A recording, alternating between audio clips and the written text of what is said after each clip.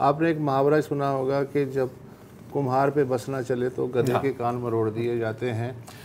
मैं ये समझ रहा था कि चूँकि इसराइल ने इनके एटमी साइंसदानों को उड़ा के रख दिया, इन्होंने जो है कासिम सुलेमानी जो है उनको मारा गया, उनके नायब को पिछले महीने सीरिया में मार दिया गया। कोई हफ्ता नहीं जाता कि सीरिया में ईरानी जो ठिकाने हैं उनके ख़िलाफ़ इसराइली फ़ज़ाइया की कार्रवाई ना होती हो।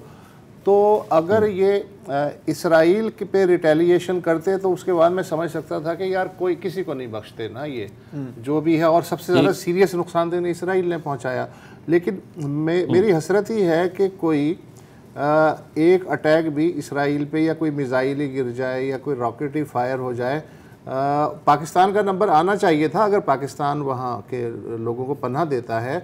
लेकिन फहरिस्त तो बड़ी लंबी थी ईरान के दुश्मनों की।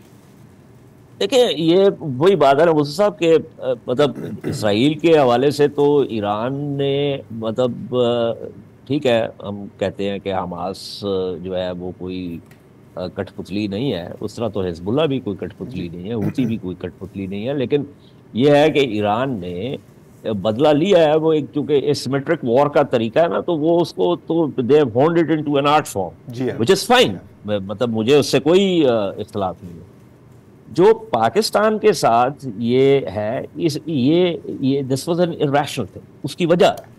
उसकी वजह ये है कि पाकिस्तान के लिए अगर आप ये एकतरफा कार्रवाई करेंगे तो पाकिस्तान के पास कोई स्पेस नहीं है कि वो रिस्पॉन्ड ना करे। उसकी वजह ये नहीं है कि हम कोई मतलब चौधरी हैं इस इलाके के। उसकी वजह ये है कि एक रियासत है, उसकी हाकमियत है, उसकी टेरिटोरियल इंटेग्रिटी है, और फिर हमारा मशरक में जो हमसाया है उसने ये 2-3 दफ़ा ये करने की कोशिश की है। तो अभी वो मशरक के हमसाए के चुनाव भी आ रहे हैं, और हमने पिछले चुनाव की दफ़ा भी देखा था कि मशरक के हमसाए ने जो हरकत करने की कोशिश की जिसका हमें जवाब देना पड़ा।